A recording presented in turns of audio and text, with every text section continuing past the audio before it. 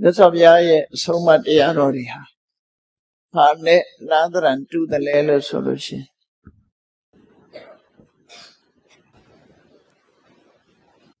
ရင်ပညာနဲ့မှထွက်တဲ့ထညက်ခဲလို့ပဲဘသူပဲဒီထညက်ခဲကိုစားယုံကြည်လို့စားသည်ဖြစ်စေမယုံကြည်ပဲနဲ့စားသည်ဖြစ်စေကြိုက်လို့စားသည်ဖြစ်စေမကြိုက်ဘဲစားတာပဲဖြစ်စေညီသူလူမျိုးပဲစားထညက်ခဲဟာချိုးတဲ့အရာကိုထုတ်ပေးတာသိချာတယ်ပေါ့မြတ်စွာဘုရားရဲ့ဆုံးမတရားတော်တွေဆိုတာဒီလိုပါပဲဓမ္မဆိုတာအလုံးအတွက်ဟောပြောထားတာဖြစ်သည့်အတွက်ကြောင့်မြည်သည့်ဘာသာဝင်မြည်သည့်လူမျိုးပဲပုဂ္ဂိုလ်မျိုးပဲဖြစ်ဖြစ်လူပဲဖြစ်ဖြစ်နတ်ပဲဖြစ်ဖြစ်အသိဉာဏ်ရှိတဲ့ပုဂ္ဂိုလ်တိုင်းဟာမြတ်စွာဘုရားရဲ့အဆုံးအမတရားကိုနိုင်ယူမှတ်သားပြီးတော့ယဉ်တဲ့နှလုံးထဲရောက်အောင်နှလုံးသွင်းလိုက်ရပြီဆိုလို့ရှိရင်ထညက်ကအချိုဓာတ်ကိုပေးတယ်လို့ဓမ္မရတ္တကိုတုံ့ပြန်ပြီးတော့ပေးမယ်ဆိုတာသေချာပေါက်ပဲဖြစ်တယ်ပေါ့ဒါကြောင့်မို့တရားဓမ္မနာယူတဲ့အခါမှာဓမ္မရတ္တရရှိအောင်နာယူဖို့အဓိကကြတယ်မြတ်စွာဘုရားကတရားဟောရမယ်ဆိုလို့ရှိရင်သာဓုကံသူနောထမနတိကရောထသာဓုကံကောင်းမွန်စွာသူနောထနားဆိုင်ထောင်းကြမနတိကရောထနှလုံးသွင်းဆင်ခြင်ညာလို့အမြဲတမ်းတတိပေးပြီးတော့ဟောကြားလေရှိတယ်။အားကြောင့်လို့ဆိုရင်သေချာစူးစိုက်နားထောင်တဲ့တရားကမှဓမ္မရတ္တကိုအပြည့်အဝပေးနိုင်တာဖြစ်တယ်။ဓမ္မရတ္တရမှဘဝသင်္ကန်းစာဆိုတာကိုယ့်အတွက်သုံးဝင်လာမှာဖြစ်။ဒါကြောင့်မို့ဓမ္မရတ္တရဖို့ရအတွက်အရေးကြီးဆုံးအရေးချင်းနှစ်ရပ်ကိုအသုံးပြုကြရမှာဖြစ်တယ်။အဲ့ဒီအရေးချင်းနှစ်ရပ်ကဘာလို့ဆိုရင်တတိနဲ့ပညာပဲဖြစ်တယ်တတိကနာဆိုင်ထောင်ခြင်းဖြစ်ပြီးပညာကတော့အတိပ္ပယ်နားလေသဘောပေါက်ခြင်းဒီစကားလုံးနှလုံးကိုမြတ်စွာဘုရားသခင်ကိုရောမြတ်တတိနဲ့တမ္ပစညာလို့ဆိုပြီးတွဲဖက်ထားတယ်တတိရှိမှတမ္ပစညာဖြစ်တယ်တတိသက်သက်တင်မဟုတ်ဘဲနဲ့တမ္ပစညာပါမှလည်းအကျိုးရှိတယ်နိုင်ငံခြားတိုင်းပြည်တွေမှာဘုရားဘာသာကနီးကိုယူပြီးတော့ mindfulness လေ့ကျင့်ခန်းဆိုပြီးတတိလေ့ကျင့်ခန်းတွေလုပ်နေကြတယ်ခဏ mindfulness based stress reduction ဆိုပြီးတတိကိုအခြေခံပြီးတော့စိတ်ဖိစီးမှုတွေကိုလျှော့ချခြင်းဆိုတဲ့သင်တန်းတစ်ခုဤပညာတရားအနေနဲ့ဖွင့်လှစ်ပြီးတော့သင်ကြားနေကြတကယ်တော့မြတ်စွာဘုရားဟောထားတဲ့တတိပဋ္ဌာန်သုတ်ကလေ့ကျင့်ခန်းပါသို့တော့မြတ်စွာဘုရားကတတိကိုတတိတစ်ခုတည်းလေ့ကျင့်ခိုင်းတာမဟုတ်ဘူးဘုရားဘာသာဝင်နေတဲ့ပြီးဆုံးတဲ့လေ့ကျင့်မှုကတတိနဲ့တမ္ပစညာလို့ဒီလိုမှန်တတိတစ်ခုတည်း mindfulness တစ်ခုတည်းမဟုတ်ဘူးလို့mindfulness and comprehension လို့ပြောတတိလည်းရှိရမယ်အသိလည်းရှိရမယ်တတိနဲ့အသိဒီနှစ်ခုတွဲဖက်ပြီးလေ့လာမှပို့ပြီးတော့အကျိုးရှိမှာဖြစ်တယ်တတိထားရုံနဲ့အကျိုးရှိမှာမဟုတ်ဘူးတတိထားတဲ့အတိုင်းနောက်ကဆင်းရဲတုံတရားဆိုတဲ့တမ္ပစညာအပညာလည်းပါရမှာဖြစ်တယ်တရားနာပြီးဆိုရင်တတိနဲ့တရားအာယုံကိုစူးစိုက်ခြင်းနဲ့အသိပညာဖြင့်နားလည်အောင်ကြိုးစိုက်ခြင်းဒီနှစ်ခုပဲဖြစ်တယ်။စာပေကျမ်းကမှလည်းဒါကိုရှင်းရှင်းလင်းလင်းဟောထားတာရှိတယ်။ပညာဥဆောင်တဲ့တတိနဲ့စကလုံးကိုမှတ်မိအောင်ကြိုးစားရမယ်။တတိဥဆောင်တဲ့ပညာနဲ့အဓိပ္ပာယ်ကိုနားလည်အောင်ကြိုးစားရမယ်။ဒါဟာလူတွေမှာရှိတဲ့အရေးချင်းနှစ်ရပ်ကိုအသုံးချခြင်းပဲဖြစ်တယ် ဘုရားဘာသာရဲ့တရားကိုတရားပွဲမှာတရားနာတယ်ဆိုတာပညာသင်ခြင်းတစ်မျိုးပဲဖြစ်တယ်သဝနာဆိုတာဒီကနေ့ခေတ်မှာသုတကိုအင်္ဂလိပ်လိုပြန်တော့ learning လို့ပဲပြန်တယ်သုတဆိုတာကြားနာတယ်ဆိုတာနားနဲ့သင်တာမြတ်စွာဘုရားရဲ့အဆုံးအမတရားတော်တွေဟာတကယ်ကိုသဘာဝကြကြလောကအရှိကိုဟောပြောဆုံးမထားတာဖြစ်သည့်အတွက်ကြောင့်သင်ယူပြီးစဉ်းကျင်စဉ်းစားလိုက်နာကြရမယ်တရားတွေကြီးပဲအပြောနားထောင်မှုတစ်ခုမှမပါအလေးနဲ့ထားပြီးတော့စဉ်းစားဆင်ခြင်ရမယ်တရားတွေကြီးဓမ္မဆိုတဲ့စကားလုံးကိုသဘာဝတရားလို့အဓိပ္ပာယ်ရတယ်တရဝလည်းမဟုတ်ဘူးစီဝလည်းမဟုတ်ဘူးနေတ္တနေစီဝသဘာဝတရားထိုသဘာဝတရားဟာအတနောသဘာဝဓာရိတိတိဓမ္မောလို့ဆိုတဲ့အတိုင်းသူသဘာဝအတိုင်းဖြစ်ပြလာတဲ့တရားတစ်ခုဆိုလိုတာကအမှန်တရားပေါ့မြတ်စွာဘုရားဟာဘယ်ခါပဲဖြစ်ဓမ္မကိုဟောတယ်ဆိုတာအမှန်ကိုဟောတာပဲဖြစ်တယ်အမှန်ကိုဟောသည့်အတွက်ကြောင့်အငြင်းပွားစရာမရှိဘူးသို့သောဘုရားနဲ့လာပြီးတော့အငြင်းပွားတဲ့ပုဂ္ဂိုလ်တွေကမမှန်တာလုံးလို့အငြင်းပွားကြတာဖြစ်တယ်ရှိကိုရှိတိုင်းအဖြစ်ကိုဖြစ်တိုင်းအမှန်ကိုအမှန်တိုင်းထုတ်ဖို့ပြောဆိုခြင်းဖြစ်လို့မြတ်စွာဘုရားကိုယ်တိုင်ကပုပ္ပဆိုတဲ့သုတ်တံမှာပွင့်ပွင့်လင်းလင်းပြောထားတာရှိတယ်နာဟံလောကသမိန်ကိနာစီဝိဝဒမိလောကမှာငါဘယ်သူနဲ့မှအငြင်းခုံမလုပ်ဘူးတဲ့သို့တော့လောကောဝမယဝိဝဒတိလောကလူသားတွေကသာငါနဲ့လာပြီးတော့အငြင်းခုံဖြစ်နေကြတာတဲ့ဘာဖြစ်လို့အငြင်းခုံမလုပ်ဘူးဆိုတာနာဟိဓမ္မဝါဒီကိနာစီဝိဝဒတိဓမ္မကိုဟောပြောတဲ့ပုဂ္ဂိုလ်ဆိုတာဘယ်သူနဲ့မှငြင်းစရာမရှိပါဘူးတဲ့ပညာရှိသူတော်ကောင်းတွေကရှိတယ်လို့ပြောရင်လည်းရှိတယ်လို့ပဲငါဟောတာမရှိဘူးဆိုတဲ့အရာကိုလည်းပဲမရှိဘူးဟောတာပဲလို့လောကမှာတကယ်အရှိနဲ့အရှိထင်တာတွေရှုပ်ထွေးပြီးတော့နေကြတာဖြစ်တယ်မြတ်စွာဘုရားဟောတာကတကယ်အရှိကိုဟောတယ်လူတွေကအရှိထင်နေတဲ့အရာကိုအရှိလို့ပြောကြထင်တာတစ်လုံးပါလာနော်ထင်တာမြင်တယ်ဆိုတာ illusion လို့ခေါ်တယ်အစစ်အမှန်နဲ့ဝေးတယ်အစစ်အမှန်မဟုတ်ဘူးမရှိဘူးဆိုတဲ့အရာနဲ့မြတ်စွာဘုရားကတကယ်မရှိတဲ့အရာကိုပြောတယ်လောကလူသားတွေကမရှိကိုအရှိလုပ်ပြီးတော့ပြောကြတယ်အရှိကိုမရှိတာလှုပ်ခြင်းမရှိတာကိုအရှိလှုပ်ခြင်းအရှိကိုမရှိလှုပ်ခြင်းဆိုတာကြောင့်မို့လို့အငြင်းပွားကြရဖြစ်နေကြတာတကယ်ကတော့မြတ်စွာဘုရားဟာလောကမှာဖြစ်ရှားရှိတဲ့သဘာဝတရားကိုပဲဟောပြောတာဖြစ်တယ်လို့သုတ္တန်တစ်ခုမှာရှင်းရှင်းလေးမြတ်စွာဘုရားဒီလိုဟောထားတာဖြစ်တယ်။ဒါကြောင့်မို့မြတ်စွာဘုရားရဲ့ဆုံးမတရားတော်တွေဟာလူသားတွေအတွက်မာယွင်းနေတဲ့အတွေးတွေမာယွင်းနေတဲ့အမြင်တွေအဲ့ဒါတွေကိုဖယ်ရှားပြစ်နိုင်တဲ့သဘာဝအစစ်မှန်ကိုထုတ်ဖော်ပြီးတော့ဟောကြားဆုံးမခြင်းသာဖြစ်တယ်သဘာဝတရားတစ်ခုဟာအတုရောင်နေရဲ့ရောထွေးစေမှုကြောင့်တွေးဝေသွားစေတတ်တဲ့အတုရောင်နေကြတယ်မှာအစစ်မှန်ကိုရှာဖို့လုံခဲဆိုပါတော့စိတ်အစစ်တပွင့်စိတ်အတုတွေရန်ထားလိုက်ပဲဆိုလို့ရှိရင်မကျွမ်းကျင်တဲ့ပုဂ္ဂိုလ်တရားအနေနဲ့ဘယ်ဟာစိတ်အစစ်လဲဘယ်ဟာစိတ်အတုလဲဆိုမခွဲနိုင်ဘူးရွှေအစစ်နဲ့ရွှေအတုဆိုလို့ရှိရင်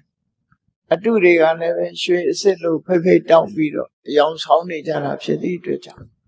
ရွှေအစစ်ကိုရွေးယူပါဆိုတာမန်ပုဂ္ဂိုလ်တယောက်ဟာရွေးနိုင်စွာမရှိကြဘူးထို့တူပဲမြတ်စွာဘုရားရဲ့အဆုံးအမတရားတော်တွေထဲမှာလည်း လောကမှာဟောပြောကြတဲ့အတုအယောင်တွေကဝင်ရောက်ပြီးတော့လွှမ်းမိုးထားတဲ့အခါမှာအစစ်ကွဲပြောက်တယ်လို့ဖြစ်နေတယ်။ဒါကြောင့်မို့ဒီကနေ့ကံကောင်းကြတဲ့မြန်မာလူမျိုးတွေ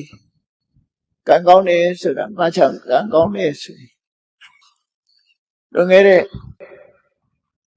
17ရာစုလို့ခေါ်တဲ့ပကံခေတ်ကစပြီးတော့မြတ်စွာဘုရားရဲ့အဆုံးအမဖြစ်တဲ့ပိဋကတ်3 သွယ်နိကေ9 ပြားတပည့်ခဏပေါင်း8400ပါဠိစာပေနဲ့ရေးထားတယ်ပါဠိဘာသာနဲ့ရေးထားတယ်ဒီကျမ်းစာတွေဟာအဲ့ဒီအချိန်ကနေစပြီးမြန်မာပြည်ရောက်ရှိထုံးကပြန်ပွားနေတာပဲဖြစ်တယ်ခဏထိအောင်တခြားနိုင်ငံတွေမှာရောက်ရှိလာတော့လည်းပဲမြန်မာပြည်လောက်အင်အားကောင်းတဲ့ပြန်ပွားမှုရှင်သန်မှုမရှိဘူးတကယ်ကတော့ပရိယတ္တိသင်ယူမှုအတိုင်းအတာနဲ့ကြည့်လိုက်မယ်ဆိုရင်မြန်မာပြည်ကထိပ်တန်းမှာရှိပါတယ်ပိဋကတ်စာပေသင်ယူမှုနဲ့ပတ်သက်ပြီးထိပ်တန်းမှာရှိအဲ့ဒါလို့ပကံခေတ်ကလေးကရောက်ရှိလာတဲ့ပိဋကတ်3 သွယ်နိကေ9 ပြားဆိုတဲ့ပါဠိကျမ်းဂန်တွေဟာမူရင်းထေသဖြစ်တဲ့အိန္ဒိယနိုင်ငံမှာတော့ကွယ်သွားပြီဖြစ်တယ်မြန်မာနိုင်ငံမှာလာရောက်ပြီးမြန်မာလူမျိုးတွေရဲ့လက်ထဲပိုင်ဆိုင်တဲ့တကယ်တန်ဖိုးမဖြတ်နိုင်တဲ့ယရဏသဖွယ်ရရှိထားကြဒါလွန်ကံကောင်းတယ်လို့ပြောအောင်ဖြစ်တယ်ကိုယ်နိုင်ငံဖြစ်ပစ္စည်းမဟုတ်တော့လည်းပဲတခြားနိုင်ငံမှာဖြစ်တဲ့ယရဏကိုယ်နိုင်ငံကပိုင်နေဆိုရင်လောကီယရဏဆိုရင်ကိုယူကြမှာပါမြန်မာပြည်ကတန်ဖိုးမဖြတ်နိုင်တဲ့ငမောက်ဆိုတဲ့ပြပြားကြီးဟာနိုင်ငံသားလက်ထဲပါသွားပြီးတိုင်းတစ်ပါးရောက်နေတာတန်ဖိုးဟာတန်ဖိုးပါပဲတန်ဖိုးကတော့ကျသွားတာမဟုတ်ဘူးယရဏရဲ့တန်ဖိုးကတော့ပြည့်ဝရှိထို့တူပဲလွန်ခဲ့တဲ့နှစ်ပေါင်း1600ကဟောကြားဆုံးမခဲ့တဲ့မြတ်စွာဘုရားရဲ့အဆုံးအမတရားတော်တွေဟောပြောရာဒေသဖြစ်တဲ့မရှိမဒေသမှာလူဖြစ်ကြတဲ့ဒီကနေ့ပုဂ္ဂိုလ်တွေဟာတရားဓမ္မတွေကိုကြောခိုင်းထားတဲ့အနေအထားမျိုးဖြစ်ပြီးမြတ်စွာဘုရားတရားတော်တွေဟာရှင်သန်မှုလျော့နေသွားမြန်မာပြည်မှာရောက်ရှိလာပြီးတော့မြန်မာပြည်မှာရှင်သန်နေတယ်အဲ့တော့မြန်မာလူမျိုးတွေပိုင်ဆိုင်တဲ့ပစ္စည်းတစ်ခုဖြစ်တယ်ပါဠိဘာသာဆိုတာလည်းပဲမြန်မာပြည်မှာအပြည့်စုံရှိသည့်အတွက်ကြောင့်ပါဠိဘာသာဆိုတဲ့ဘာသာစကားတစ်ခုဟာမြန်မာလူမျိုးတွေပိုင်တဲ့ပစ္စည်းတစ်ခုဖြစ်လာပိဋကတ်3 ပါးပိဋကတ်3 သွယ်နိကေ9 ပြားဒီမဲ့ခန္ဓာပေါင်း7400ဆိုတဲ့မြတ်စွာဘုရားရဲ့အဆုံးအမတရားတော်တွေကိုလည်းမြန်မာလူမျိုးတွေကပိုင်တယ်ဆိုကိုပစ္စည်းကိုပြည်အတွက်မဟုတ်တော့လည်းပဲမြန်မာလူမျိုးတွေပိုင်ဆိုင်ထားတဲ့ပစ္စည်းတန်ဖိုးမဖြတ်နိုင်တဲ့အရာနှစ်ခုကတော့မြတ်ဗုဒ္ဓအဆုံးအမတွေကိုမှတ်တမ်းတင်ထားတဲ့ပါဠိဘာသာရဲ့ဒီကနေ့ခေတ်ပါဠိဘာသာကို dead language လို့ပြောတာ dead language ဆိုတာလူတွေကြားမှာစကားအပြည့်ပြောဆိုသုံးစွဲမှုမရှိတော့ဘူးဆိုလို့ dead language လို့ပြောလက်တင်စကားဟာ dead language လက်တင်ဘာသာဟာခရစ်ယာန်တရားတွေကိုရေးထားတဲ့ Bible မှာပဲရှိပြီးတော့ကျန်တဲ့နေရာမှာမသုံးတော့သည့်အတွက်ကြောင့်ရပ်ဆိုင်သွားတဲ့ဘာသာတစ်ခုလို့ဒီလိုအဓိပ္ပာယ်နဲ့လက်တင်ဘာသာကလည်း dead language ပါဠိဘာသာကလည်း dead language ဖြစ်အဲ့ဒီဘာသာစကားနှစ်ခုရှိတယ်မြန်မာပြည်မှာပါဠိဘာသာစကားဟာကိုမိခင်စကားမဟုတ်တော့ဘူးမြန်မာလူမျိုးတွေပိုင်ဆိုင်တဲ့ဘာသာစကားတစ်ခုဖြစ်တယ်ပိဋကတ်စာပေနဲ့ဆွဲနွယ်ပြီးတော့မြန်မာပြည်မှာထွန်းကားနေတယ်မြန်မာလူမျိုးတွေရဲ့စကားထဲမှာလည်းပဲပါဠိအစစ်အမှန်တွေဝင်ရောက်နေလူတွေဟာနေစဉ်ပြောတဲ့စကားလုံးတွေထဲမှာတော့ဒုက္ခဒုက္ခအနိစ္စဒုက္ခအနတ္တဆိုတဲ့ပါဠိစကားလုံးတွေဟာမြတ်ဝါဒအဖြစ်ရှင်သန်နေတာတွေအများကြီးပဲ ယရနာဆိုလဲပါဠိဘာသာစကားပဲနော်အဲ့ဒါလို့တန်ဖိုးမပြတ်နိုင်တဲ့ပစ္စည်းတွေရထားလိုက်တာကိုယ်တိုင်ကမသုံးမဲနဲ့ထားလိုက်မယ်ပြလိုက်ထဲမှာအလှပြထားမှလားသို့မဟုတ်ကိုယ်တိုင်အသုံးပြုကြမှလားဆိုတာစဉ်းစားဆင်ခြင်ပြီးတော့ပြလိုက်ထဲအလှပြထားရင်တော့ကြည်ရယုံမရှိမှာပေါ့ကိုယ်တိုင်အသုံးချလိုက်မယ်ဆိုရင်တော့တန်ဖိုးမဖြတ်နိုင်တဲ့ဒီဂရီတွေတိုးတက်လာမှာပဲဖြစ်တယ်ဒါကြောင့်မို့မြန်မာနိုင်ငံမှာနေထိုင်ကြတဲ့ဘုရားဘာသာဝင်သူတော်စင်တွေဟာမိမိတို့ရဲ့နေစဉ်ဘဝရသော်ဗျာအဆုံးအမကိုလက်တွေ့ကြကြလိုက်နာပြီးစီးပွားရေးမှာလည်းအသုံးချရမှာဖြစ်တယ်လူမှုရေးမှာလည်းအသုံးချရမှာဖြစ်တယ်နောက်ဆုံးနေစဉ်ဘဝမှာလည်းပဲမြတ်ဗုဒ္ဓရဲ့အဆုံးအမနဲ့နေနိုင်အောင်ကြိုးစားရသောအဖြစ်ဘုရားရဲ့အဆုံးအမနဲ့နေရင်ကျင်းမြောင်းနေကြတဲ့လို့လူတွေကထင်ကြတယ်တကယ်ကတော့မဟုတ်ဘူးရသော်ဗျာရဲ့အဆုံးအမနဲ့နေထိုင်ခြင်းကြောင့်လူတွေမှာအနေအထိုင်ကြက်တာမျိုးမရှိဘူးတချို့ကငါးပါးသီလကြည့်ပြီးသူများအသက်မတတ်ရဘူးသူများဥစ္စာမခိုးရဘူးသူတို့ဘာသာမရမပြစ်မှားရဘူးလိပ်မပြောရဘူးတေးရမတောင်းစားရဘူးဆိုတာကြည့်ပြီးတော့ဒါတွေမလုပ်ရရင်လောကကြီးကပြည့်စရာကြီးလို့အောက်မေ့နေကြလိမ့်မယ်တကယ်စဉ်းစားကြည့်လိုက်မယ်ဆိုရင်ငါးပါးသီလလုံခြင်းမလုံခြင်းရဲ့အကျိုးအပြည့်ဟာအလုံးကိုကွာခြားငြိမ်းချမ်းရေးဆိုတာငါးပါးသီလလုံတဲ့ပုဂ္ဂိုလ်ရဲ့အတွင်းမှာရှိတဲ့အရာဖြစ်တယ်ငြိမ်းချမ်းရေးလိုချင်သလားဆိုရင်လူတိုင်းကတော့လိုချင်တယ်လို့ပြောကြမှာပဲเนาะသူတို့လိုချင်တဲ့ငြိမ်းချမ်းရေးကဘာလို့တကယ်အစစ်မှငြိမ်းချမ်းရေးကဘာတော့ဆိုတာတည်တည်ချာချာစဉ်းစားဖို့လို့ငါးပါးသီလလုံးမယ်ဆိုလို့ရှိရင်ငြိမ်းချမ်းတယ်ဆိုတာဘယ်လိုထိငြိမ်းချမ်းလဲအိမ်မှာတကားတောင်တက်เสียမလို့အောင်လူလောကဟာအေးချမ်းသာရနေမှာဥပမာမဲ့ပါဏာတိပတ္တကလုံးနေမယ်ဆိုလို့ရှိရင်လူသားမှုကျွလွန်နေဆိုတဲ့ရာဇဝမှုမရှိတော့လုံးဝမရှိဘူးတူဒုက္ခပေးတယ်ဆိုတာမရှိအရိဏတနာလုံးနေသဖြင့်ဘယ်အိမ်မှတော့ခတ်เสียမလို့တော့ဘာပစ္စည်းမှပျောက်တာမရှိဘလောက်ငြိမ်းချမ်းသွားမလဲနော်လူတိုင်းဟာအရိဏတနာလုံအောင်ထိမ့်သိမ်းဆောက်ရှောက်မယ်ဆိုရင်ဘာပစ္စည်းမှပျောက်เสียမရှိဈေးထဲမှာဆိုင်နေဒီတိုင်းဖွင့်ပြထားတယ်အိမ်ဒီတိုင်းပြန်လာဘာပစ္စည်းမှမပြောင်း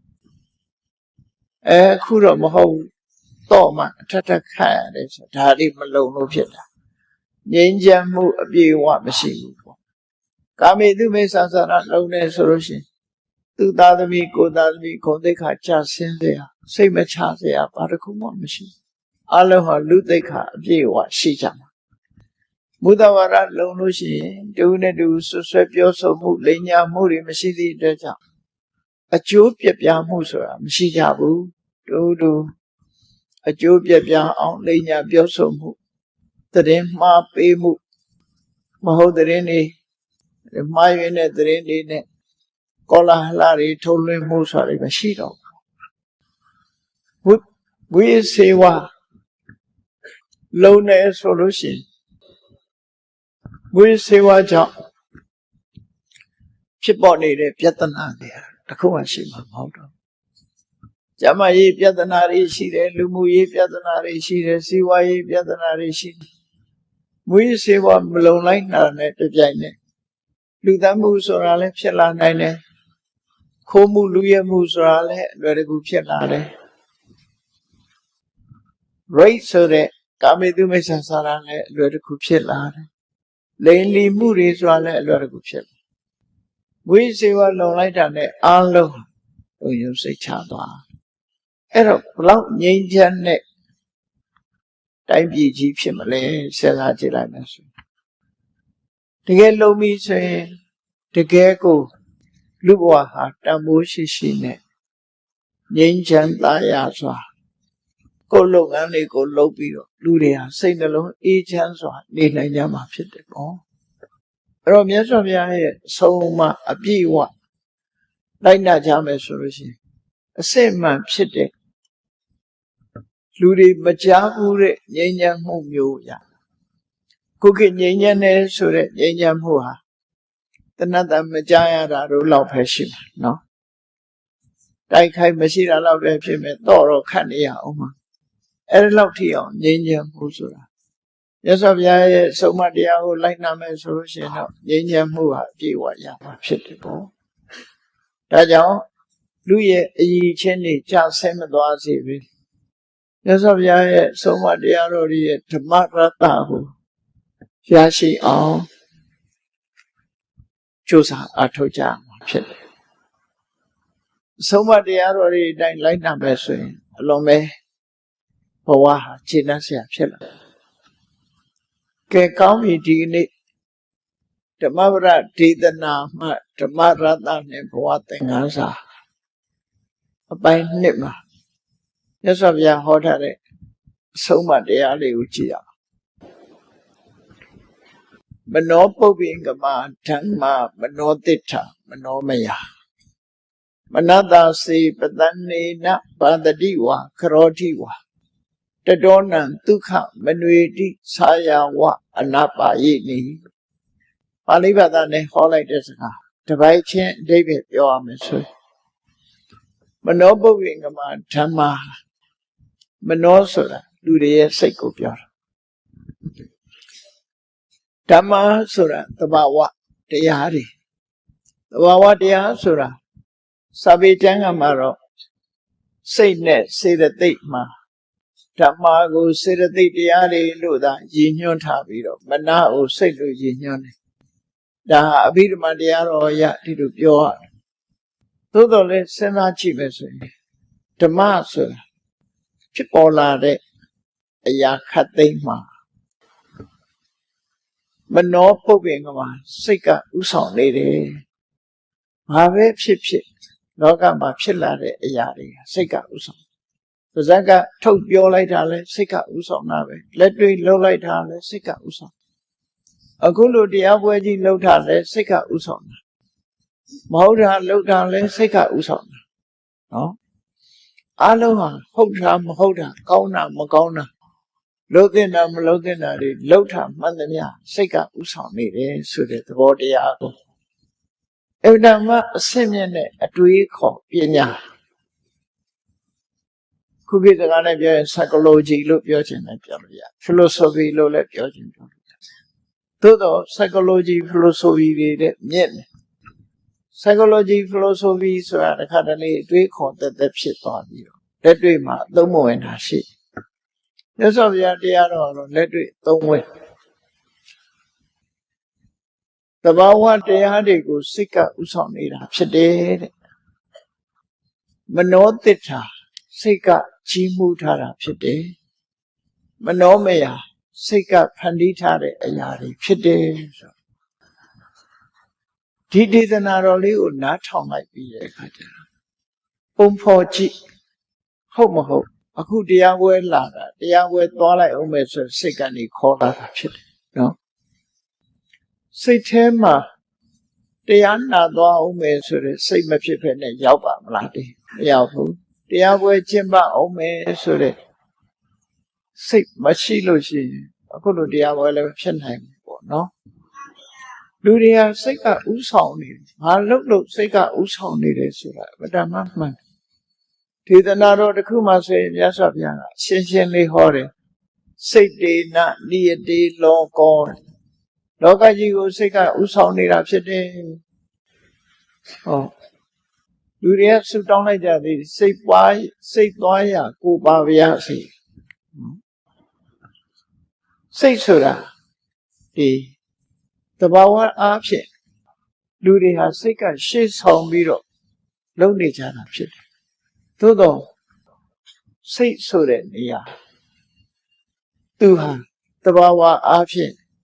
ဖြူစင်နေတာဖြစ်တော့လည်းပဲစိတ်နဲ့တွဲဖက်လာတဲ့အရာတွေကအကောင်းကြီးမဟုတ်ဘူးအဆိုးတွေလည်းရှိတတ်တယ်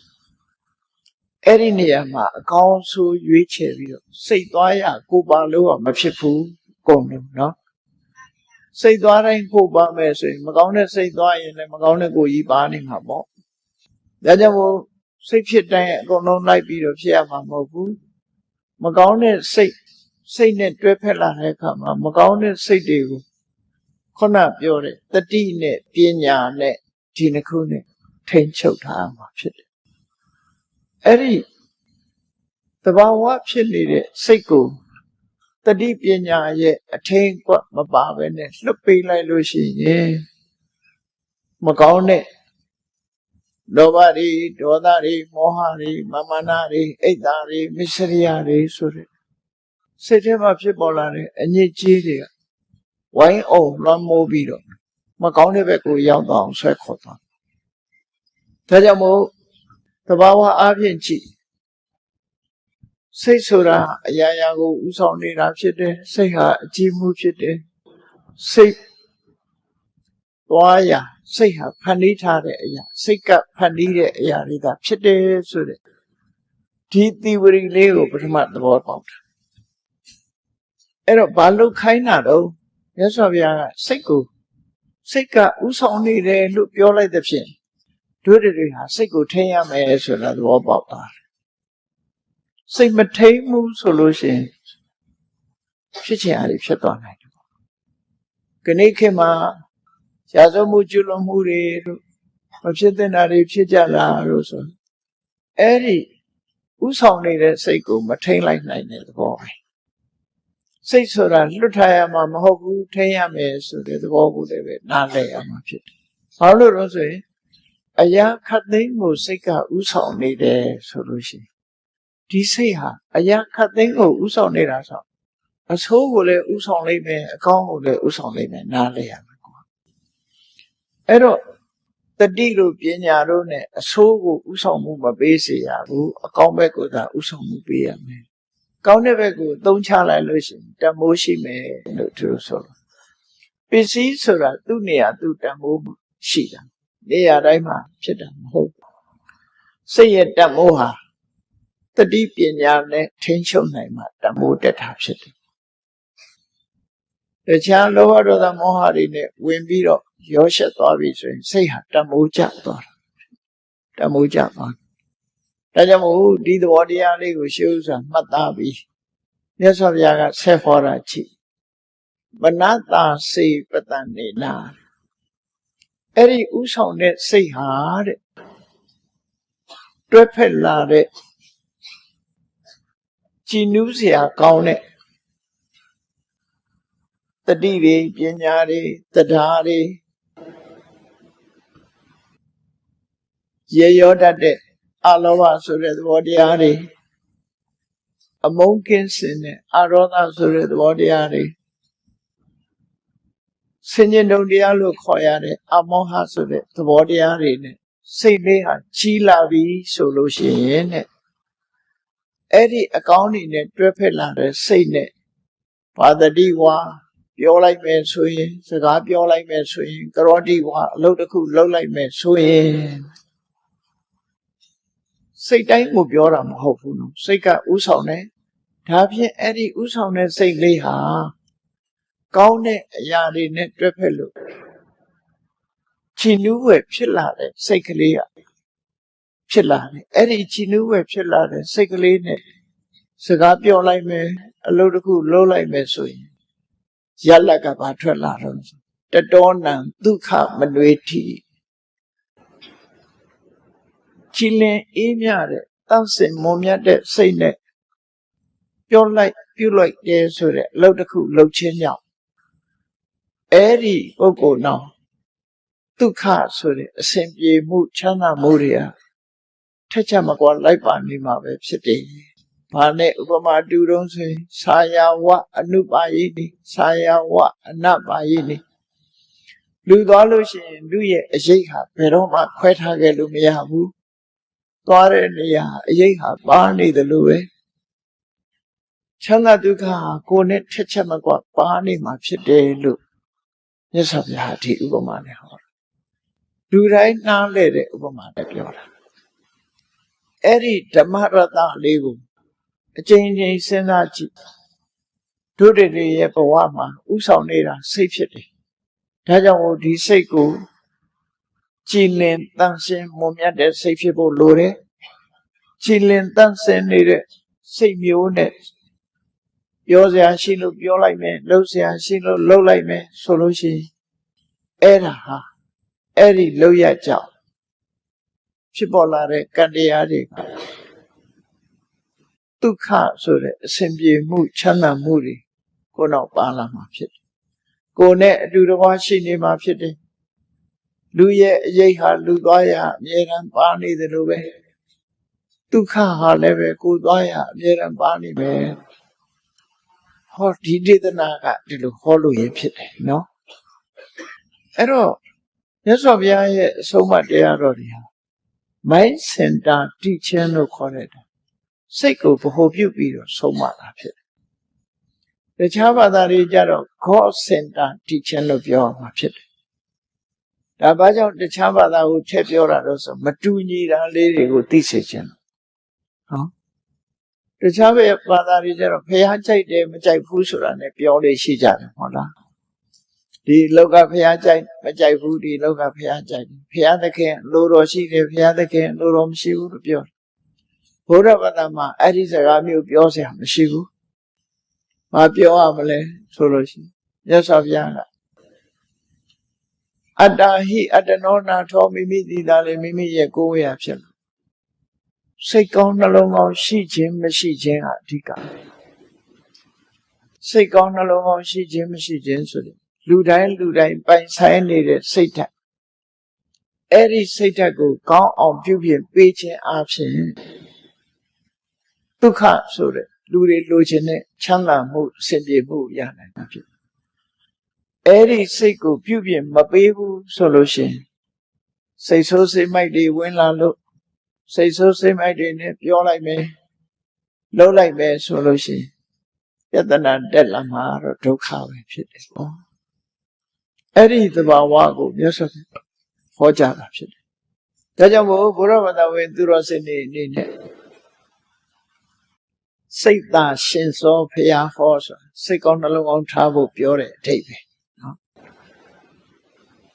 တခါဆိုလေးရှိကြတယ်စိတ်ထောင်းတော့ကိုကြည်စိတ်ပြိုတော့ကိုနုဆိုပြီးမဟုတ်တဲ့နေရာလည်းပဲသွားပြီးကိုနုလုံးမနေချမ်းတယ်ပေါ့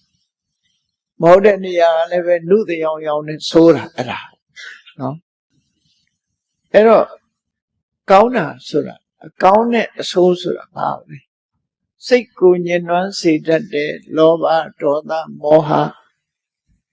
လောဘဆိုတာကိုယ့်အတွက်ပဲစဉ်းစားတတ်တာလောဘဒေါသဆိုတာတစ်ဖက်သားကိုမုန်းတီးတာဒေါသမောဟဆိုတာလှုပ်တဲ့နာနဲ့မလှုပ်တဲ့နာခွဲခြားမသိလို့မလှုပ်တဲ့နာကိုလုံးမိတာမောဟအလုံးဟာအဆိုးတရားတွေကြီးဖြစ်ပေါ်လာဆိုးချိုးကိုပေးလို့သူတို့အဆိုးတရားလို့ပြောတယ်သူတို့ကထုတ်လွတ်လိုက်ရင်အကောင်းမထုတ်ဘူးအဆိုးပဲထုတ်တယ်အိတ်သာတဲ့ကိုယ့်ရဲ့ကြီးပွားကိုယ့်ရဲ့သားသားလို့ရှိရင်မနာလိုတဲ့စိတ် jealousy လို့ခေါ်တယ်မစ္စရိယကိုယ်သာကောင်းစားခြင်းနဲ့တစ်ဖက်သားကိုမကောင်းစားစေခြင်းဘူးဆိုတဲ့ချင်းမြောင်းတဲ့စိတ်ဓာတ်မာနဘယ်သူကိုဖို့ထားရမှလဲလို့ဆိုကိုယ့်ကိုထင်ကြီးပြီးလေးစားတိုက်တဲ့ပုဂ္ဂိုလ်ရိုသေတိုက်တဲ့ပုဂ္ဂိုလ်ကိုအတိမတ်မပြုတဲ့မာနအဲ့ဒါတွေက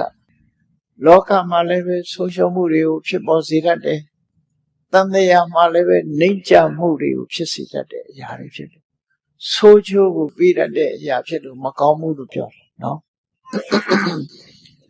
တခါ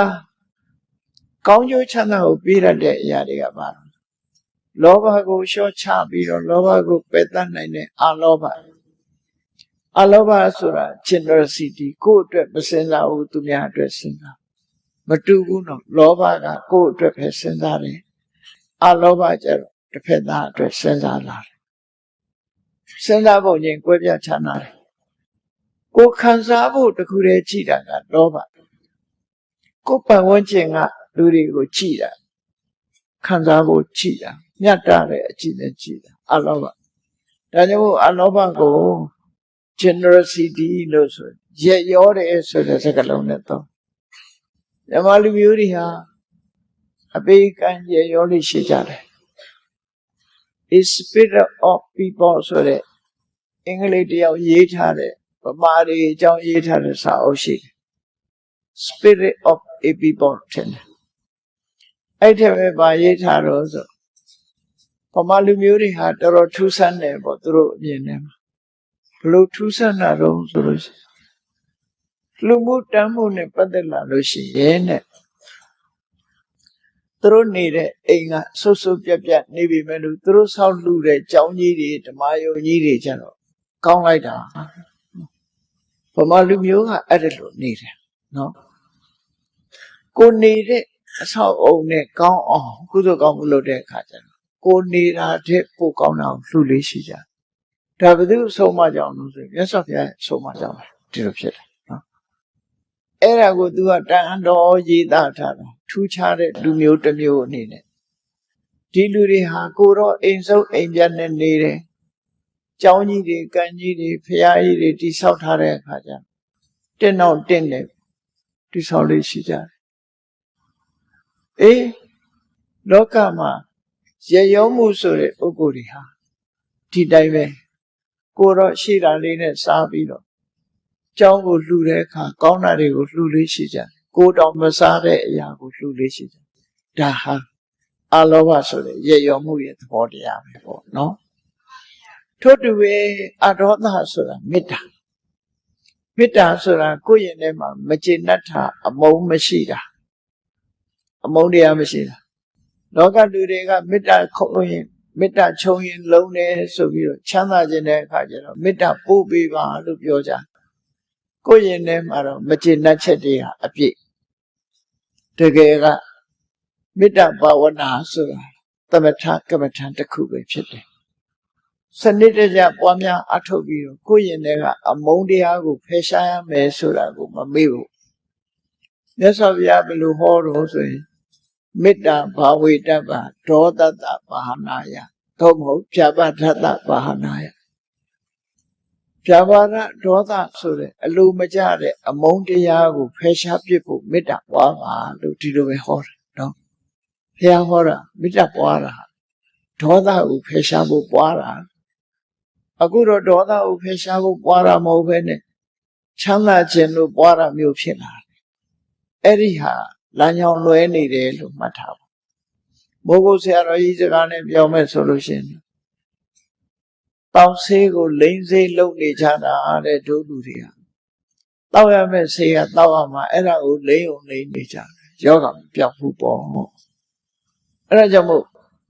မေတ္တာကမ္မထံတရားမေတ္တာပွားတယ်ဆိုတာဘာအတွက်ပွားတာတော့ကိုယ့်ရင်ထဲကအမုန်းတရားပျောက်ဖို့ပွားတာကိုယ်ဆန်းစစ်ကြည့်ကိုယ့်ရင်ထဲမှာအမုန်းတရားတွေရှိသလားဒီတိုင်းနေရင်တော့ရှိတယ်မရှိဘူးမသိဘူးချက်ခင်လောက်ရနော်ချက်ကလောက်ရမယ် medical check up ဆိုတာယောဂရှိမရှိလောက်ကြတယ် mental check up ဆိုတာစိတ်ကိုကိုယ်အမုန်းတရားတွေရှိသလားမရှိဘူးလားဆိုစိတ်တာနုပဒနာလို့ဆိုတဲ့ဒီသတိပဋ္ဌာန်တရားတော်တွေထဲမှာသရာဂံဝါစိတ်တံသရာဂစိတ်တံတိသဒေါသံဝါစိတ်တံသဒေါသံစိတ်တံတိပါစကိုယ်စိတ်လေးကိုချက်ခတ်လောက်တာပဲအဲ့ဒါကိုမြတ်စွာဘုရားကစိတ်တံနုပဒနာလို့ခေါ်တာနော်ချက်ခတ်လောက်ခိုင်းတာပဲငါဟာစိတ်တူတတ်သလားစိတ်ဆိုးတတ်သလားလူတွေဟာပြုံးနေတိုင်းစိတ်မတူဘူးလို့မအောင်မေးနဲ့စိတ်တူစရာအကြောင်းရှိလာရင်တူတယ်အဲ့ဒီတိုးစရာအကြောင်းရှိတဲ့တန်းနဲ့မတူမှသဘောကောင်းတယ်လို့ပြောလို့ရတယ်သူနေရင်တော့လူကောင်းကြီးပေါ့အခက်အခဲကြုံရတဲ့နဲ့ဒေါသဖြစ်เสียအာယုန်နဲ့တွေ့ပြီးဒေါသမဖြစ်ဘူးဆိုမှဒါကိုဆန်းစစ်ကြည့်ဖို့လိုဘလောက်တိုင်းတာအထိဒေါသမဖြစ်အောင်ငါထိန်းနိုင်တယ်လဲအဲ့ဒါထိန်းမှုအတွက်မလုပ်ရမယ်မေတ္တာပွားရမယ်ဒါမြတ်စွာဘုရားရဲ့လက်တွေ့ကြမယ်အဆုံးပါပဲနော်လောဘတွေကြီးနေမယ်ရာဂတွေကြီးနေမယ်ပစ္စည်းဥစ္စာပေါ်မှာတွေ့တာမှုတွေများနေတယ်ဘာနဲ့လျှော့ချလူတယောက်ပေါ်မှာခင်မင်မှုတွေတွေ့တာမှုတွေများနေတယ်ဘာနဲ့လျှော့ချအားလုံးဟာဆေးရှိ ခေါင်းကိုက်ရင်တော့ပါရာစီတမောတောက်ကြမယ်ပေါ့ဟုတ်လားခေါင်းကိုက်မယ်ဇက်ထိုးမယ်ကြောအောင်မယ်ဆိုရင်ဆေးတောက်သို့တော့ရင်ထဲကဖြစ်ပေါ်နေတဲ့လောဘတရားရင်ထဲကဖြစ်ပေါ်နေတဲ့ရာဂတရားသက်ရှိတရားတွေပေါ်မှာတွေ့တာမှုတွေများနေမယ်ဆိုရင်ဘာလုပ်မလဲပစ္စည်းဥစ္စာဒီပေါ်မှာတွေ့တာမှုများနေဘာလုပ်မလဲလောကလူတွေဟာကိုရှိတဲ့ပစ္စည်းကိုမသုံးရမစားရှိတတ်တယ်ပေါ့အဝတ်လေးတောင်မှကောင်းတဲ့အဝတ်လေးဆိုရင်တော်နဲ့မဝတ်ရဘူးဟောင်းသွားမဆုံးဒီလိုနှမျောတဲ့လူကရှိသေးတယ်လေကိုသုံးဖို့ဝယ်ထားပြီမဲ့လို့နှမျောလို့မသုံးရဘူးဆိုတာတွေရှိအဲ့ဒါလို့ဖြစ်နေရင်မလုပ်ရဘူးလေဘယ်လိုနည်းနဲ့ရှော့ချအောင်လဲမြတ်စွာဘုရားကအဆုံးအမတွေပေးထားရှိလူတယောက်ပေါ်မှာတွေ့တာမှုတွေဆွလတ်မှုတွေများနေမတင့်တယ်မှုယွန်းစရာကောင်းမှုဆိုရင်အတုပတင်ညာကိုပွားများရမယ်လို့သူတို့ဟောတယ်မတင့်မတဲယွန်းစပွဲတွေကိုနှလုံးသွင်းဆင်ခြင်ခြင်းအပြင်တွေ့တာမှုကိုလျှော့ချလို့ရပစ္စည်းဥစ္စာပေါ်မှာသိတွေ့တာနေတယ်မသုံးရမဆွဲရဖြစ်လာပြီဆိုရင်အနိစ္စသိညာနဲ့လျှော့ချအောင်လောက်ကြည့်လက်တွေ့အနိစ္စသိညာဆိုတာဒီပစ္စည်းလေးငါမသုံးလို့ရှိရင်လေတနေ့ကျန်လို့ရှိရင်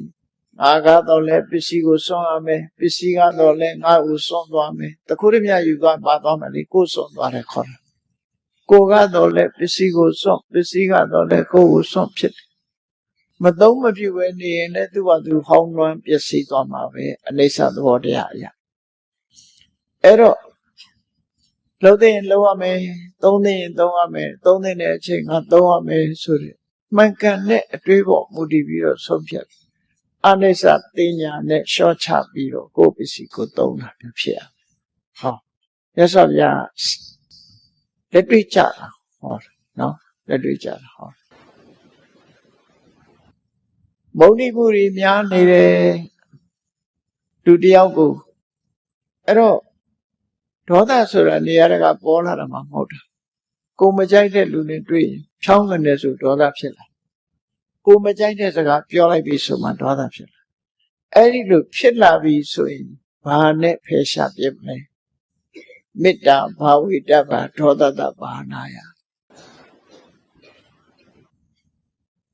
ဝါရမယ်ဆိုတဲ့အခါမှာဒေါသရဲ့အကျိုးနဲ့အပြစ်ကိုဆင်ခြင်မှုလိုအပ်တယ်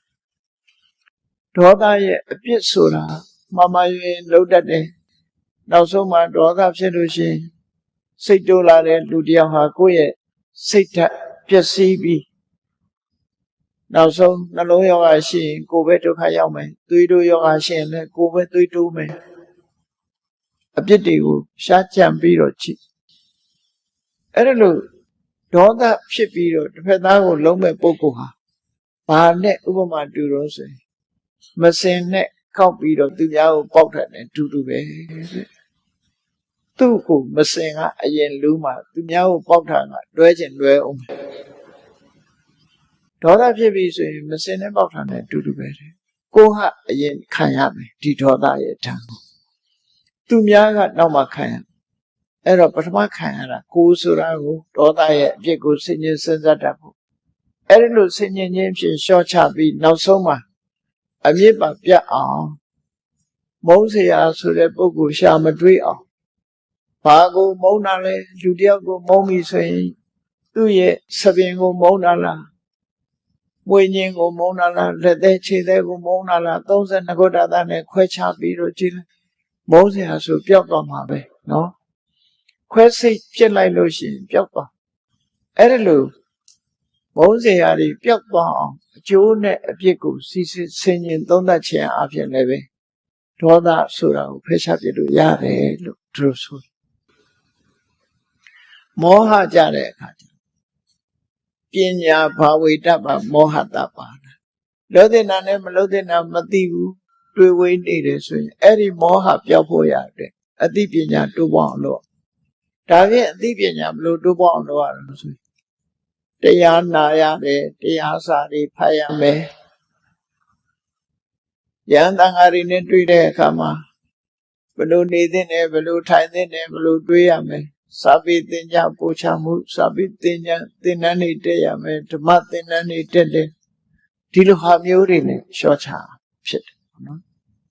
ဓမ္မသင်တန်းတက်တဲ့အခါမှာလည်းပဲပညာတော့ရလာပါရဲ့နောက်ကချောင်းနေတာဘယ်သူတော့ဆိုမာနကဝင်လာပြန်တယ်ငါသိတယ်ငါတတ်တယ်ဆိုစိတ်ဝင်အဲ့ဒါလည်းပဲအငြိအကျေးတစ်ခုပဲငါသိတယ်ဆိုအတွေးဘယ်တော့မှမတွေးနဲ့ငါမသိသေးဘူးဆိုတာပဲစဉ်းစားရမှာဖြစ်တယ်ငါမသိသေးတာကိုသိတဲ့ဒီနေ့ဟာငါပညာတတ်တဲ့နေ့ပဲလို့ပဲဒီလိုမှတ်ရမှာဖြစ်တယ်ဒါကြောင့်မို့အကုသိုလ်ဆိုတာလေတစ်ခုပြုတ်သွားရင်နောက်တစ်ခုကဝင်လာတတ်တယ်အဲ့ဒါလို့အစားမဝင်အောင်တတိနဲ့ပညာနဲ့ထိန်းလို့ဒါကြမှာခုနကစိတ်ကဥဆောင်နေဆိုတဲ့စိတ်ဟာတတိတွေပညာတွေအလောဘတွေအရောဓတွေအမောဟတွေနဲ့ဝိုင်းပြီးတော့ထိန်းလိုက်တဲ့စိတ်ကမှတမိုးတက်သွားမှာဖြစ်တယ်အဲ့ဒီစိတ်မျိုးကိုပတ္တနာစိတ်တာပတ္တနာမနလို့ဒီလိုခေါ်တာနော်ကောင်းတဲ့အရေးချင်းတွေကြောင့်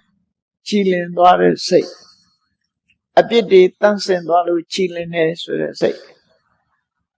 ရေတံမှုဆိုပြီးအသုံးပြုနေကြတာဒီကနေ့ခေတ်မှာရှိတယ်ရေထဲမှာပါတဲ့လူတွေယောဂဖြစ်စေတဲ့ဓာတ်တွေကိုဖယ်ရှားပစ်ပြီးတော့လူတွေရဲ့ကျန်းမာရေးကိုအကျိုးပြုမဲ့ဓာတ်တဘာဝလောက်တင်ချမ်းထားပြီးမသိတော့တဲ့ဓာတ်တဘာဝတွေကိုဖယ်ရှားပစ်တာကိုရေတံလို့ခေါ်တာနော်ရေတံဆိုတာအဲ့ဒါပြောရေတံနဲ့ရေစစ်နဲ့꿰အောင်လုပ်ဖို့ရဟောဒီအေယဝတီမြစ်ထဲကရေဟာရေအစစ်ပဲမိုးပေါ်ကျလာတဲ့ရေဟာလည်းရေအစစ်ပဲနော်သို့တော့အေယဝတီမြစ်ထဲကရေဟာရေအစစ်တော့ဟုတ်တယ်ရေတန်းဟုတ်ချင်မှဟုတ်မယ်ကိုကျမရေအတွက်မသိတော့တဲ့ဓာတ်တွေပါနေရင်ရေတန်းမဟုတ်ဘူးရေစစ်တော့ဟုတ်တယ်အဲ့ဒါမျိုးလိုပဲဒီကနေ့ခေတ်ရောင်းကုန်တစ်ခုဖြစ်နေတဲ့ပဲစီတန်းတို့နှမ်းစီတန်းတို့ရေးတာတွေဟာမှန်ကန်မှုရှိရလားနော်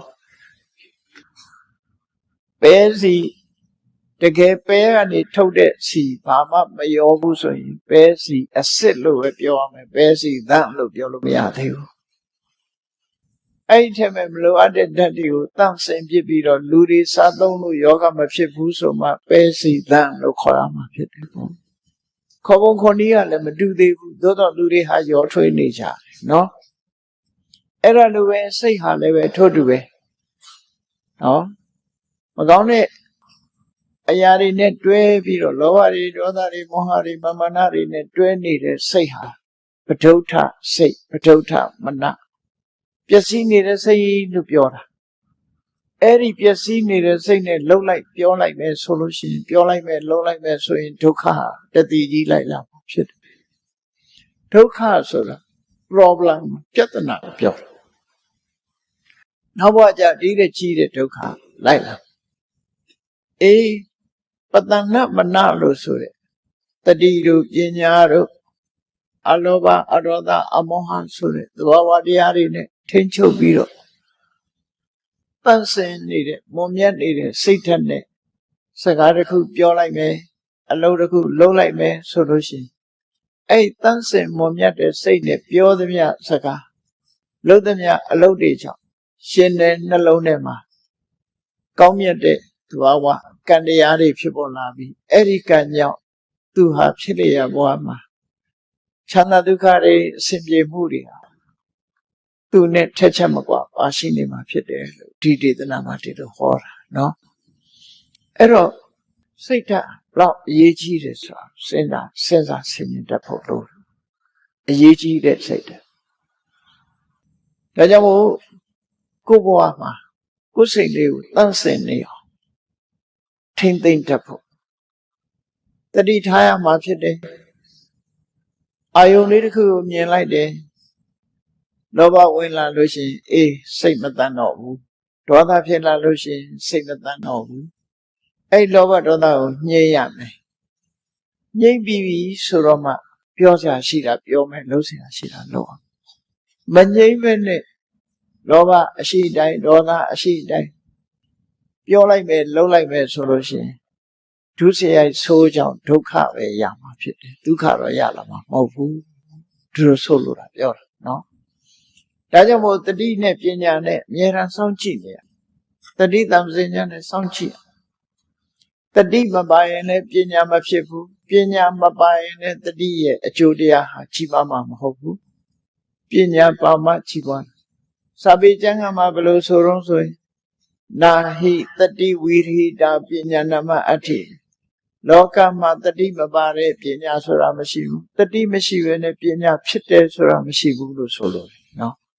ပညာအစစ်မဖြစ်ဘူးပညာဆိုတာဒီကနေ့ခေတ်လူတွေပြောနေကြတက္ကသိုလ်တွေကောလိပ်တွေကျောင်းတွေမှာသင်တာကိုပညာသင်တယ်လို့ပြောတာတကယ်ကတော့အဲ့ဒါပညာမဟုတ်ဘူးတုတ္တလို့ခေါ်တဲ့ subject matter ကိုသင်ရင်းတာလည်းဖြစ်တယ် subject matter ကိုပဲသင်ရင်းကိုသာဖြစ်တယ်အဲ့ဒီ subject matter သင်လို့ပြီးစီးသွားတာကို certificate ပေးတာဟုတ်တာဘွဲရတယ်လို့ခေါ်တယ်အဲ့ဒီမှာရပ်နေလို့ရှိရင်ပညာဆိုတာမရဘူးပညာဆိုတာဘာလို့ဆိုရင်သင်ထားတဲ့အကြောင်းအရာနဲ့ဘဝမှာလက်တွေ့အသုံးချလို့သိလာတဲ့အသိချမ်းပညာ experience လို့ပြောရမှာပေါ့နော်ဆိုတော့ဆေးပညာသင်ထားတယ်ဆေးကုမစားဘူးအယောင်းဝယ်လုပ်ငန်းနဲ့လုပ်တယ်ဆေးပညာဆိုတဲ့ဆေး subject matter လို့ခေါ်တယ်ပညာရပ်တွေကိုတော့နားလဲသို့တော့ကြာရင်ယောဂပြောင်းအောင်ကုတတ်ပါမလားအဲ့ဒီပုဂ္ဂိုလ်အတွေ့အကြုံမရှိတော့ဘူးဆိုရင်ကိုယ့်ရင်လည်းမှားကုန်တော့မှာအဲ့ဒီသဘောပဲပညာဆိုတာ subject matter ပေါ်မှာစဉ်းစားမှပေါ်လာတဲ့အသည့်လက်တွေ့အသုံးချတဲ့အခါမှာအတွေ့အကြုံကနေဖြစ်ပေါ်လာတဲ့ဟာမှာပညာဒါကြောင့်တကယ်သူကောလိပ်ဒီမှာသင်တာဟာပညာဖြစ်ဖို့သင်တဲ့ subject matter များတာဖြစ်တယ်အကြောင်းအရာ subject ပညာရပ်တာဖြစ်တယ်ပညာမဟုတ်သေးဘူးအဲ့ဒီပညာရပ်ကိုအသုံးချပြီးတော့သိတဲ့အသည့်ကြတော့မှပညာဒါကြောင့်မို့သုတ္တနဲ့ပညာနှစ်ခုခွဲထားသုတ္တကို learning လို့ဘာသာပြန်ပြီးပညာကြတော့မှ wisdom knowledge ဒီလိုသွားအဲ့ဒီနှစ်ခုကို꿰ဖို့လိုတယ်ပေါ့နော်꿰ဖို့လိုတယ်သုတ္တကိုစီးဖို့အထောက်အမှာပဲစာပေကျမ်းကမှာဘယ်လိုဆိုထားတော့ဆိုသုတ်တုတာသုတ္တဝတ္တနီသင်ញင်တဲ့စိတ်ဆန္ဒဟာသုတ္တကိုရခြင်းအကြောင်းဖြစ်တယ်သင်ញင်တဲ့စိတ်ဆန္ဒကြောင့်သင်လိုက်တော့အကြောင်းအရာတွေသိလာတယ်ဒီလိုဆိုလို့သုတံပညာယဝဋ္ဌနာအဲ့ဒီသင်ယူခြင်းကအသိပညာကိုတိုးပွားစေတယ်ပညာကသုတ္တပြီးမှလာနော်သုတ္တပြီးမှလာတာပညာယအထံသနာတိပညာရဲ့သဘောတရားဟာဘဝအဓိပ္ပာယ်ကိုနားလဲတာမှပညာယအထံသနာတိအဓိပ္ပာယ်ကိုနားလဲတယ်ညာတော့အထောဒုက္ခကိုသိလာတဲ့ပညာယကမှသိလာလို့ပညာဖြင့်သိရတဲ့အကျိုးအကြောင်းကမှချမ်းသာဒုက္ခကိုရရှိပါတယ်လို့ဒီလိုစာပေကျမ်းမှာခွဲပြီးတော့ဆိုထားတယ်မြတ်စွာဘုရားဟောတဲ့အရေးချင်းတွေထဲမှာလည်းသုတ္တနဲ့ပညာတခြားစီဒါကြောင့်မို့သုတ္တကိုရအောင်ယူပြီးတော့ပညာကိုရအောင်လုပ်ဖို့လိုအပ်တယ်သုတ္တလေးနဲ့တင်ရပ်နေလို့ရှိရင်ပညာပဲရောက်မှာမဟုတ်ဘူးဒီလိုသဘောဟောဖြစ်တယ်ခုလည်းပဲတရားဓမ္မနာယူနေတဲ့အခါမှာ subject matter လို့ခေါ်တဲ့တွေးเสียအကြောင်းအရာတွေမြတ်စွာဘုရားရဲ့အဆုံးအမစကားတွေသိရှိနေကြအဲ့ဒီသိရှိနေတဲ့အဆုံးအမစကားတွေကိုလက်တွေ့ဘဝမှာအသုံးချလိုက်လို့သိရှိနားလည်ပြီးအကျိုးရလာပြီးဆိုတော့မှပညာဆိုတာဖြစ်လာမှာဖြစ်တယ်ပေါ့အဲ့ဒီပညာမှကောင်းကျိုးချမ်းသာကိုဖြစ်ပေါ်စေအခုမြတ်စွာဘုရားဆုံးမတဲ့စကားကိုပဲကြည့်မနတစေပတနေနပါတတိဝါကရောတိဝါအလောဘအရောဓအမောဟမေတ္တာစတဲ့ကောင်းတဲ့သဘာဝတရားတွေကြောင့်မေတ္တာကရုဏာမုဒိတာဥပေက္ခာဆိုတဲ့သဘာဝတရားတွေနဲ့မွန်းထုံထားလို့စင်ကြယ်မြင့်မြတ်တန်ရှင်းနေတဲ့စိတ်ဓာတ်နဲ့ အာသတိဝါပြောလိုက်မယ်ဆိုရင်ကရောတိဝါလှုပ်လိုက်မယ်ဆိုရင်တတောနံဒုက္ခမနွေတိအဲ့ဒီပြုလုပ်မှုပြောဆိုမှုကြောင့်သူ့ထံကိုအစဉ်ပြေမှုချမ်းသာဒုက္ခတွေဟာစင်စမပြတ်လိုက်ပါနေမှာဖြစ်တယ်။ဆာယဝအနပါယိအယိတ်ဆိုတာကိုယ်နဲ့တစ်ချက်မကွာပါနေတယ်လို့ပဲ။အဲ့ဒီဒီတိသနာတော်ကဒီလိုဟောတာ။ဘာကြောင့်မြတ်စွာဘုရားဒီတိသနာတော်ကိုဟောတယ်လို့ဆိုလောကလူတွေဟာစိတ်ကအရေးကြီးတာစိတ်ရဲ့တန်မိုးဟာလွန်ကြီးမားတယ်ဆိုတာဟုတ်ရချင်။တောရိမြို့မှာအလုံးကိုချမ်းသာကြွယ်ဝတော့လည်းပဲအလုံးကိုနှမျောတဲ့ပုံနာတထေကြီးတယောက်ရှိတယ်။အဲ့ဒီပုံနာတထေကြီးမှာသားတစ်ယောက်မွေးထားတယ်။သူ့သားကိုအလွန်ချစ်တယ်ဒါပေမဲ့ပစ္စည်းကိုတော့အလွန်နှမျောတယ်။အလွန်နှမျောသည့်အတွက်ကြောင့်သူ့သားကိုကျမ်းမာအောင်တော့ဝါအောင်ကျွေးဖို့မရဘူး။ကျမ်းမာအောင်တော့စားရဖို့မရဘူး။အဲ့ဒီတထေသားလေးဟာအရွယ်ရောက်လာတဲ့အခါမှာအဖေရဲ့ချုပ်ချယ်မှုတွေနဲ့လူပြိုပေါက်အရွယ်လေးမှာယောဂရလာတဲ့အခါမှာလည်းကျွမ်းကျင်တဲ့သမားတော်တွေနဲ့ကုရင်ပိုက်ဆံကုန်းမှာစိုးသည့်အတွက်ကြောင့်ဆေးစရာတွေကိုမေးတယ်ဒီလိုယောဂဖြစ်ရင်မလုပ်ရလဲလာမေးတဲ့အခါဆေးစရာတွေကတောင်းတောင်းအီးပြောလိုက်တာပေါ့နော်ဘယ်အရွက်ကိုသုံးခွက်တစ်ခွက်တင်ကြိုးတော့ပြောက်တယ်လို့အဲ့ဒါလိုတွေဆေးမီးတို့တွေပေးလိုက်တယ်အဲ့ဒါတွေနဲ့ကုရင်နဲ့ယောဂကျွမ်းသွားကန်ဆိုးခြင်းတော့ကုရင်နဲ့ယောဂကျွမ်းသွားနောက်ဆုံးမှာတေဂန်ဤဆဲဆဲရောက်လာတဲ့အခါမှာတထေးဆိုတော့မျက်နှာလှုပ်ပြီးလူမမာမေးမဲ့ပုဂ္ဂိုလ်တွေပေါ်တယ်အိမ်ထဲဝင်မယ်ဆိုရင်သူ့ပစ္စည်းတွေကိုလူမြင်မှာဆိုတော့အဲ့ဒီကလေးကိုအိမ်ပြင်မဲ့ထုတ်ထားနော်အခန်းနဲ့မို့ရအောင်အခန်းပြင်ထုတ်ထားမြတ်စွာဘုရားကကြည့်လိုက်တော့မြတ်စွာဘုရားဟာဒီနေ့နှစ်ကြိမ်လောကကြီးကိုကြည့်တယ်သဗ္ဗညုတဉာဏ်ကွန်ရက်လို့ခေါ်တယ်သဗ္ဗညုတဉာဏ်နဲ့ဖြန့်ကျက်ပြီးတော့ကြည့်လိုက်တဲ့အခါမှာကံကောင်းတဲ့ပုဂ္ဂိုလ်တွေကမြတ်စွာဘုရားရဲ့သဗ္ဗညုတဉာဏ်ကွန်ရက်စက်ဝန်းကြီးထဲမှာပေါ်လာတယ်အဲ့ပေါ်လာတဲ့ပုဂ္ဂိုလ်ကိုသွားပြီးတော့ချီးမြှောက်ပေးတယ်မြတ်စွာဘုရားအဲ့ဒီပက်လက်ကလေးတေအံမှုဖြစ်နေတဲ့ဒီလူငယ်လေးကိုသွားပြီးတော့မြင်လိုက်တဲ့အခါမှာမြတ်စွာဘုရားသူတို့အိမ်ဘက်ကိုရဟန်းတန်ဃာတွေခြံရံပြီးတော့ဆွမ်းခံကြွတယ်ဆွမ်းခံကြွတဲ့အခါမှာဒီသူငယ်ဟာဘာမှထပြီးတော့ရှ िख ိုးဝှချတာတို့ဘာတို့မလုံးနိုင်တော့လူကအလွန်အားနေနေမလုံးနိုင်မဖြစ်ဓမ္မပဒအထက်ကထာမှာသူကစိတ်แท้ကပဲကြီးညိုတယ်လို့ပါတယ်သို့တော့ပဋ္ဌာန်းကြတော့မြတ်စွာဘုရားကိုကြီးညိုစိတ်ကလေးနဲ့လက်အုပ်လေးတော့ခြိလိုက်တယ်ဆိုတာပါတယ်နော်အဲ့တော့ဘလောက်ပဲအားနေလူမမာတွေကြည့်ရတာလက်ကလေးတော့ရွှေ့လို့ရအောင်ပါလေဖြတ်ထားတာမဟုတ်ရင်တော့ရွှေ့ရမှာသိချာတော့တယ်အဲ့တော့ဒီကလေးဟာဘုရားနဲ့တန်ခါတွေကြွလာတဲ့အခါမြတ်စွာဘုရားသူမမြင်အောင်ရောင်ချီတော်လွှတ်လိုက်တဲ့အခါဝိုးကနေဝင်းကနေအလင်းရောင်မြင်တော့ဘာလေးလို့အာယူပြီးတော့ချိလိုက်တဲ့အခါမှာမြတ်စွာဘုရားနဲ့တန်ခါတွေကိုမြင်လိုက်တယ်မြင်လိုက်တဲ့အချိန်မှာသူ့ရင်ထဲမှာတရားဆိုတဲ့စိတ်ဖြစ်လာနော်အာကိုရာတစ်ခုအနေနဲ့စိတ်ထဲမှာဖြစ်ပေါ်လာတယ်။အော်လောကမှာတကယ်သူတော်စင်ပုဂ္ဂိုလ်ကြီးပါလား။ထပြီးတော့ရှ िख ိုးလိုက်ချင်တာတစုံတစ်ခုရှိတာလှူလိုက်ချင်တာဘာတစ်ခုမှသူမလုံးနိုင်တော့ဘူး။သို့တော့သူတတ်နိုင်တာလေစိတ်ထဲကနေပြီးတော့ချီနူးတဲ့စိတ်ကလေးသူမှဖြစ်ပြီးတော့လက်အုပ်ကလေးတော့ခြိလိုက်တယ်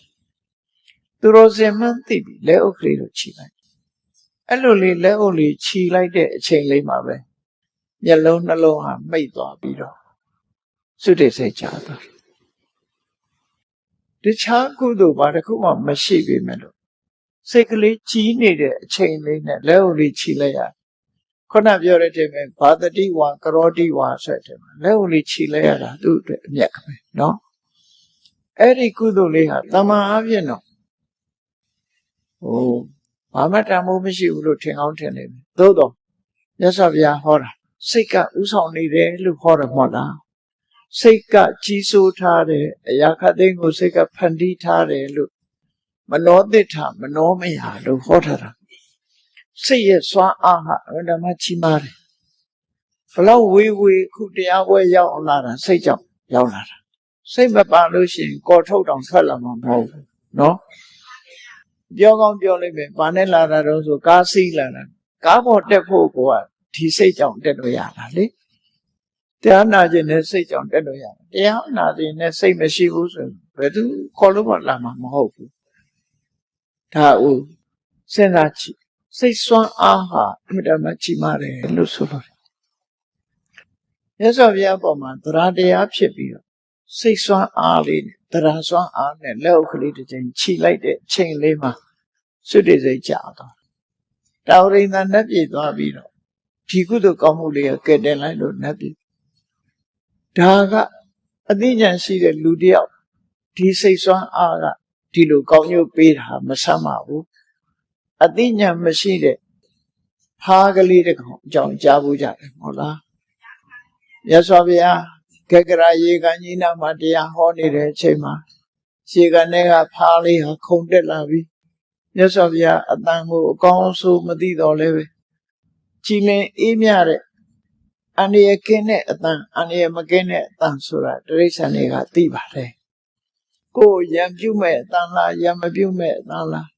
မေတ္တာတန်လားကရုဏာတန်လားဆိုတာတော့သူတို့မှခံစားချက်ကလေးတွေရှိတယ်မြတ်စွာဘုရားရဲ့အတန်လေးကိုအာရုံပြုနေတဲ့အချိန်လေးမှာအနန္တလာငေးတဲ့နွားကြောင့်သားကတပြာနဲ့သူ့ကိုမမြင်ရလို့အပေါ်ကနေတပြာနဲ့ထောက်ပြီးတော့ဖိလိုက်တဲ့အခါမှာတပြာနဲ့ထောက်ပြီးတော့ဖိညတ်ခံရတဲ့အတွက်ကြောင့်စိတ်ထဲမှာကြည်နူးနေတော့ဖားလေးဟာသေသွားတဲ့အခါမှာတာဝရိန္ဒနတ်ပြည်သွားပြီးဖဏတာဆိုတာဖြစ်တယ်ဒါစိတ်စွမ်းအားလို့ပြောတာနော်အဲ့ဒါကိုပြောတာမနတာစေပတန်နေနာဆိုကြည်လင်တဲ့စိတ်ကလေးနဲ့လူတယောက်ဟာဘဝတစ်ခုအဆုံးသတ်မယ်ဆိုရင်အဲ့ဒီကြည်လင်တဲ့စိတ်စွမ်းအားဟာနောက်ဘဝမှာချမ်းသာဒုက္ခကိုပေးစွမ်းနိုင်တဲ့စွမ်းရည်တတ္တိတွေရှိတယ်လို့ဒီလိုဟောတယ်ခုနကသရိုသားလေးဟာမြတ်စွာဘုရားကိုကြည်ညိုတဲ့စိတ်နဲ့လက်အုပ်ချီမှုရှိခို့လက်အုပ်ချီလိုက်တယ်လက်အုပ်ချီလိုက်တာသိဆုံးသွားတဲ့အခါမှာတာဝရိန္ဒနတ်ပြည်သွားဖြစ်တယ်နောက်ပိုင်းရောက်တဲ့အခါကျဒီအကြောင်းအရာကိုမသိတဲ့ပုံနာကြီးကနေတိုင်းသင်ချိုင်းသွားပြီးတော့ငိုတဲ့အခါမှာသူသားလုပ်တဲ့ပုဂ္ဂိုလ်ကနေမကောင်းတော့ကတော့ယောဂပြောက်အောင်မခုပဲနဲ့ခုမှငိုတယ်ဒါလူသဘာဝပဲနော်လူတွေဟာအဲ့တိုင်းပဲရှိတော့ကတော့တဲ့အောင်မနေတတ်ဘူးရံဖြစ်တယ်ပြီးတော့ငိုကြတယ်ဟာထုံးစံလို့ဖြစ်နော်အဲ့ဒီမှာတာဝရိန္ဒနတ်ပြည်ကဆင်းလာပြီးတော့သူ့အဖေကိုတရားချတဲ့အကြောင်းနောက်ဆုံးမြတ်စွာဘုရားနဲ့တွေ့တဲ့အခါ